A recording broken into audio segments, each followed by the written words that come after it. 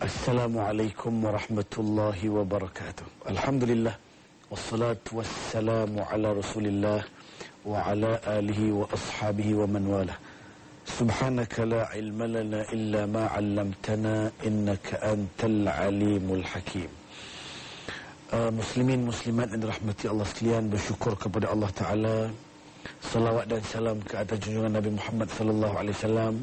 Dan subhanaka la ilma lana, kita tidak ada ilmu, kita tidak ada apa-apa pun melainkan apa yang diajar oleh Allah.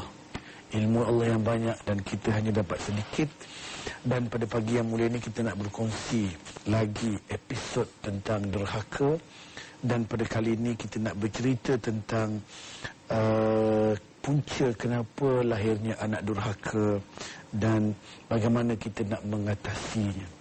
Muslimin yang dirahmati dan dikasihi oleh Allah sekalian, sesuatu yang berlaku itu ada sebab dan ada punca-puncanya.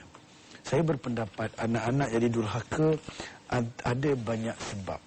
Antara anak-anak jadi durhaka ialah, yang pertama sekali, ada banyak sebab sebenarnya. Antara sekalinya ialah anak ni asalnya bersih. Kullu mauludin yuladu ala al-fitrah fa'abawahu yuhawidani aw nasrani aw yumajjisani. Setiap bayi dilahirkan dalam keadaan bersih, baik, fitrah, ketaatan, cenderung kepada kebaikan, kenal Allah Subhanahu wa taala. Cuma kerana pendidikan, kesilapan daripada ibu, ayah, persekitaran menyebabkan anak jadi Nasrani, jadi Kristian, jadi Majusi dan Yahudi. Kenapa? Sebab silap pendidikan. Disebut di situ ayah. Ayah ataupun ibu maknanya orang yang mendidik. Mendidik secara langsung, iaitulah ayah dan ibu di rumah. Kemudian mendidik secara tak langsung, persekitaran. Lagi mendidik secara langsung di sekolah, di masyarakat. Dan Ibn Khaldun pernah menyebut al-insan ibnul bi'ah. Manusia anak kepada persekitaran. Kalau anak, bapaknya ialah persekitaran. Radio, TV, majalah, kawan, teman, dia akan saling mempengaruhi. Jadi asalnya bersih, kemudian dikotorkan. Bersih sepatutnya diteruskan dengan kebersihan. Apa dia? Diteruskan pendidikan, Al-Quran, agama, kenal Allah, sayang Allah, berkait dengan soal keyakinan, soal perasaan, soal pemikiran, betulkan akal, betulkan hati, betulkan nafsu, akal supaya akal supaya tidak jahil, keyakinan supaya tidak ragu kepada Allah, nafsu supaya tidak liar. Barulah anak itu namanya terdidik. Jadi yang kita bimbang, anak jadi durhaka sebab ibu ayah setengahnya kadang-kadang bukan mendidik anak, hanya bagi makan saja. Dibagi makan maknanya apa dia nak, makanannya dicukupkan, pakaiannya dicukupkan, tempat tinggalnya dicukupkan, jasmaninya dicukupkan. Jasmani maknanya just to get the money, itu dia bagi semua, bagi duit, bagi harta, tapi rohaninya tak diberi. Keyakinannya tidak bertambah, tidak ajar kenal siapa Tuhan, tidak sampai pada yakin pada Allah Subhanahu Wa Taala. Kemudian ilmunya diberi ilmu tentang ilmu dunia, tapi ilmu tentang akhirat, nafsu dibiarkan liar. Sama juga makanan. Kita kalau tak makan letih. Kalau tak makan nak angkat kerusi pun tak boleh. Kalau nak makan nak jalan pun tak boleh. Itu kalau badan. Kalau rohani kita letih, nak menggerakkan rohani, nak menggerakkan perubahan, nak taat, nak baik, nak patuh, itu rohani.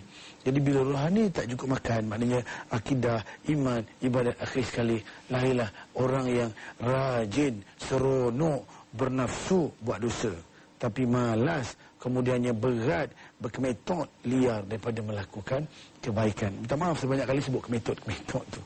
Okey, jadi saya berpendapat yang pertama sekalinya ibu ayah tidak didik.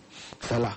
Yang kedua juga, dalam sebut kita bagi nama anak yang tidak bagus. Kita tidak beri Al-Quran. Yang satu laginya, kita tidak mengajar cinta Rasulullah sallallahu alaihi wasallam.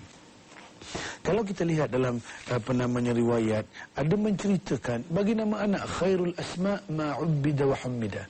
Nama yang paling baik ialah nama yang ada Muhammad, ada Ha, Mim, Da, sama ada Ahmad, Muhammad, Mahmud, Hamad, Hamid, ataupun ada Abdun contohnya.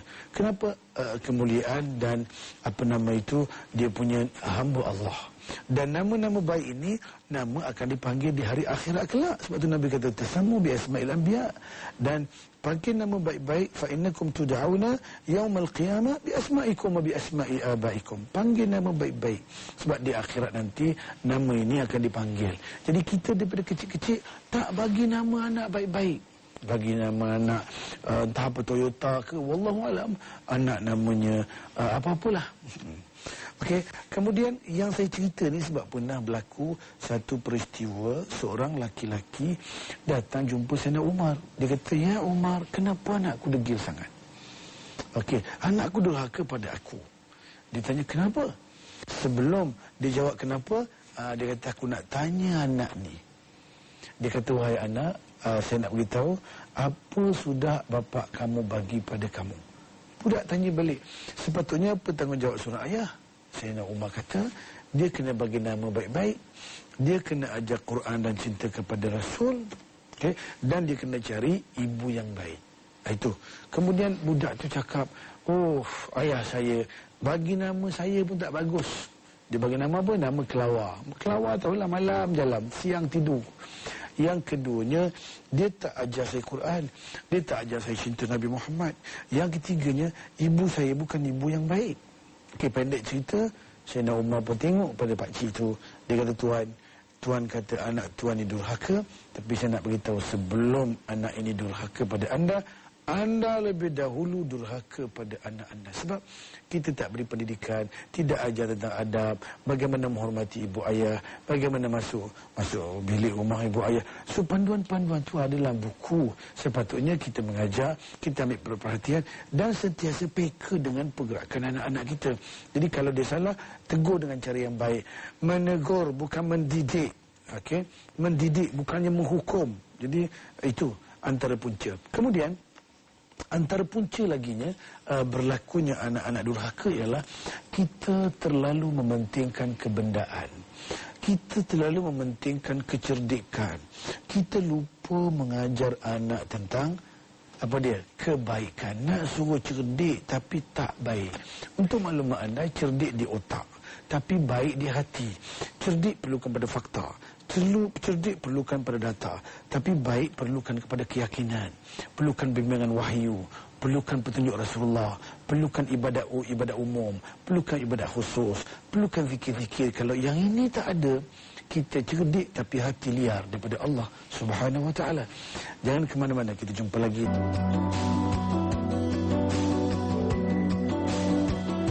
Muslimin muslimat yang dirahmati Allah sekalian.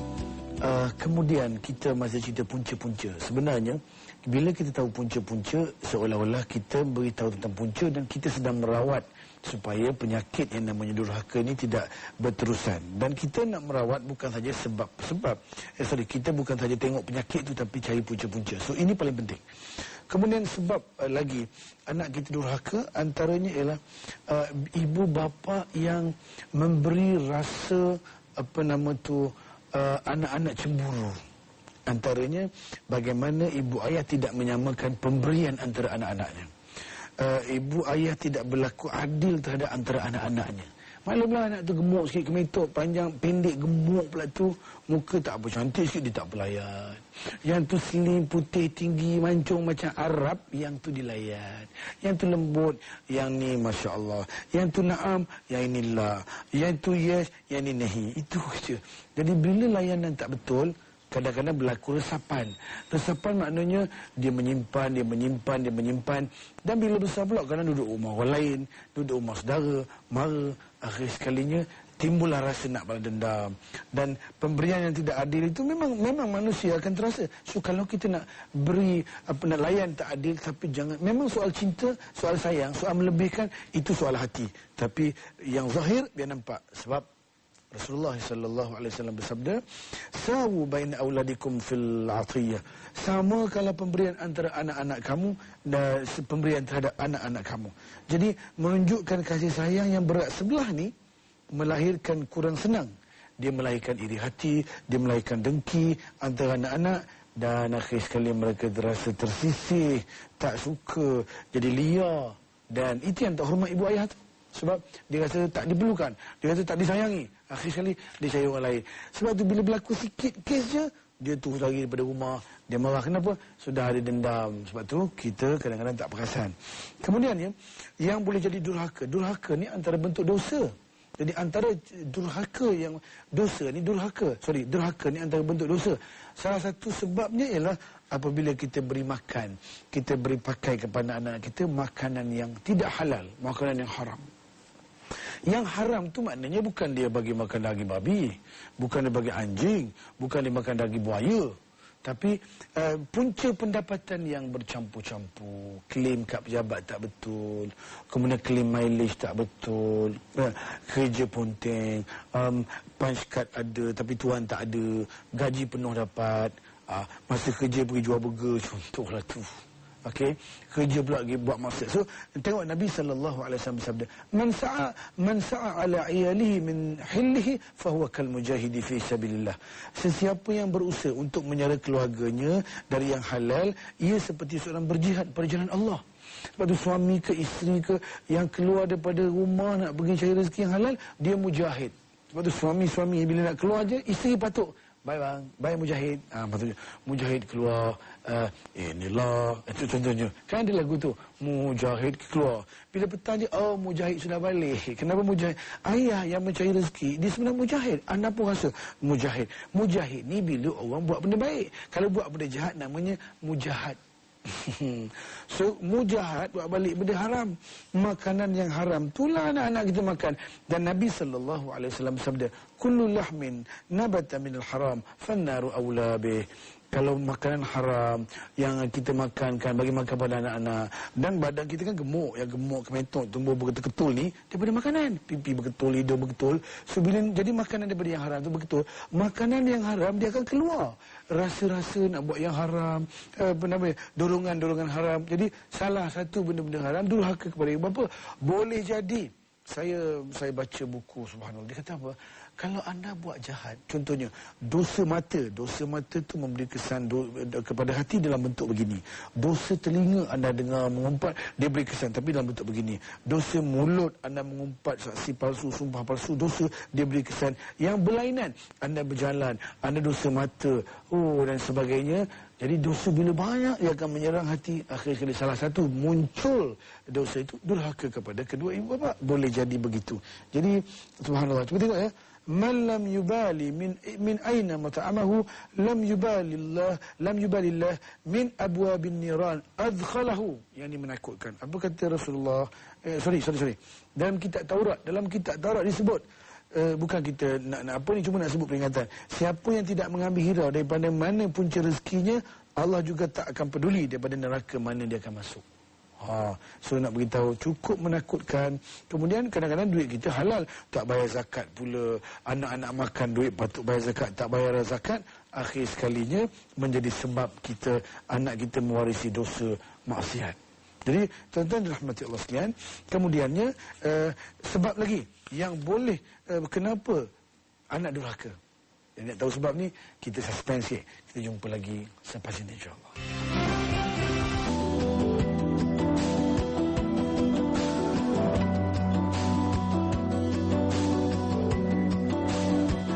Muslimin muslimat yang dirahmati Allah sekalian, kita sudah senaraikan beberapa sebab-sebab. Sebenarnya ada lagi banyak sebab, tapi masa kita, cuma saya nak sebut salah satu lagi, ini perkara penting. Kenapa anak kita durhaka kepada kita, durhaka kepada ibu ayah? Antara sebabnya itu ialah hasil pembalasan Allah kepada orang yang pernah durhaka kepada ibu ayah. Maknanya, kenapa anak kita durhaka pada kita? Boleh jadi juga dulu kita pernah durhaka kepada ibu ayah kita. Sekarang anak kita pula durhaka pada kita. Kalau kita lihat ya, dalam satu hadis Rasulullah sallallahu alaihi wasallam bersabda dalam satu hadis, kullu dhunubi yuakhirullahu minha ma syaa ila yaumil qiyamah illa uquqal walidain fa inna Allah yu'ajjiluhu li sahibihi fil hayati qabla al mamat. Tengok, semua dosa-dosa ditangguhkan oleh Allah, seksanya Allah tangguh. Mana-mana yang Tuhan kendaki, Allah pindah di akhirat dia punya azab. Kecuali melainkan apa dia, dosa durhaka kepada kedua ibu bapa, Allah akan segerakan seksa dan azab ke atas orang yang melakukan semasa hidup. Kita tak tahu apa bentuk. Okey, lagi. Khamsun yu'ajjilullahu li sahibiha al-uqubah. 5 perkara Allah akan segera balas siapa yang melakukannya. Siapa dia? Yang pertama, al-baghyu, orang buat zalim pada orang, orang menginyai orang. Yang kedua, al-ghadru, orang yang mukir janji. Yang ketiga, uququl walidain, durhaka ibu bapa. Yang keempat, orang yang qati'atur rahim, putuskan silaturahim. Yang kelima, wa ma'rufun la yushkar, kebaikan yang dia tak terima kasih terhadap kebaikan yang dia dapat. Okey, saya nak cerita kenapa. Anda pernah tengok iklan dalam TV kan? Kan ada. Dulu cerita dia pernah seorang anak, dia bagi makan pada ayah dia, kemudian ayah dia tu dah tua, dia asingkan ayah dia makan pinggan cantik-cantik, bapak dia atas pinggan besi je supaya jatuh tak pecah. Kemudian dia makan baik-baik, ramai-ramai, seronok-seronok, ayah tinggal jauh-jauh je. Jadi anak-anak tengoklah. Jadi bila itu dia siap-siap, hari-hari macam tu, satu hari dia tengok anak dia main-main pula. Buat main apa tu? Kan dia tu, main apa tu? Oh, saya nak main dengan pinggan besi, nanti abah, bila abah tua-tua nanti, abah kena makan dekat sini, dalam pinggan besi tau. Jangan lupa pakai lampin tau. Oh, itu iklan TV lah tu. Cuma kami nak beritahu, itu cerita benar berlaku dan diiklankan. Dalam iklan ada mesej yang cukup kuat. Satu, kami dalam program, kami ada buat training. So dalam program kami ada seorang lelaki-lelaki. Kami ada cara, kami namanya kembara malam. Kami masuk satu tempat, dalam satu tempat yang gelap. Kemudian ingatkan mak ayah dia menangis. Bila lepas program tu dia kata apa? Dia kata tadi masa saya duduk baring satu tempat tu, kita bagi suara macam matilah. Dia kata saya teringat pada ibu saya menangis. Sebab apa? Dia kata saya buat dosa pada ayah ibu saya, tak sempat nak minta maaf. Satu, sedih satu. Yang keduanya, dia kata apa? Saya ada beberapa anak laki-laki dan saya nampak anak laki-laki saya itu durhaka sangat, degil sangat pada saya. Dan perangai dia durhaka pada saya serupa. Begitulah dulu saya durhaka kepada ibu ayah saya. So digantinya, dibalasnya segera. Sebab antaranya sebab kita durhaka kepada ibu ayah, dan akhir sekali Allah bayar cash. Sama ada akibat-akibat lain ataupun anak-anak kita juga durhaka kepada kita. Jadi muslimin yang dirahmati dan dikasihi oleh Allah sekalian, sebenarnya banyak cerita-cerita lain yang dalam sejarah anda mungkin ada pengalaman sendiri yang menyebabkan bila anda buat salah, dalam bahasa sebut kama tadin tudan. Bagaimana kamu buat kurang, begitulah kamu dapat. Orang putih pun sebut what you give you get back. Apa yang bagi you akan dapat balik. Sebab durhaka pada ibu bapa sebenarnya satu kezaliman. Okey, dan cuba kita lihat satu hadis Nabi ya, man asbaha walidahu radina anhu wa asbaha lahu babani maftuhani ila al-jannah. Dia kata saya baca terjemahan sebab masa kita, sesiapa yang dua ibu bapanya meredainya, maka terbuka dua pintu syurga untuknya, dan sesiapa yang dua ibu bapanya marah, dia tidak meredainya, maka terbuka dua pintu neraka untuknya. Jika seorang sahaja yang mentaatinya, maka terbuka satu pintu sahaja. Rasulullah ditanya, dan jika kedua-duanya menzalimi dan menganiayanya, jawab Rasulullah sallallahu alaihi wasallam, walaupun keduanya menzaliminya, walaupun kedua-duanya menzaliminya. Saya nak beritahu hari ini, ada orang mak dia terbelebih, mak dia belete, dia kata fed up lah, give up lah nak balik rumah.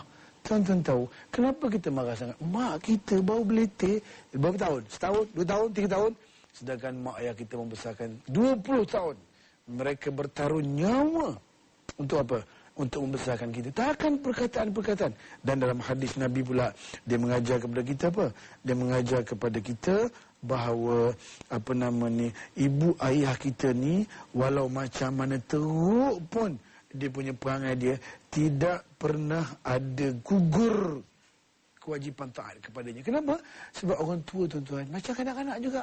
Dia cepat terasa, dia cepat tersentuh, dia cepat nak dapat perhatian, dan akhir sekalinya kita ni kena sabar. Kena sabar. Kenapa sabar? Sebab dulu mak ayah kita sabar dengan berak kita, dengan kencing kita, dengan nangis kita, dengan kendak kita, dengan degil kita, dengan autar kita, dengan sakit kita, dengan bangun kita. Jadi saya nak ulang balik lagi. Kalau ada di kalangan adik-beradik anda mengadu, siapa nak jaga mak ni? Siapa nak jaga mak ni? Siapa nak jaga mak? Anda jangan marah kalau anda mampu berebut untuk jaga. Sebab itulah anda sebenarnya akan dapat peluang untuk ke syurga Allah Subhanahu Wa Taala. Sekian, kita jumpa lagi.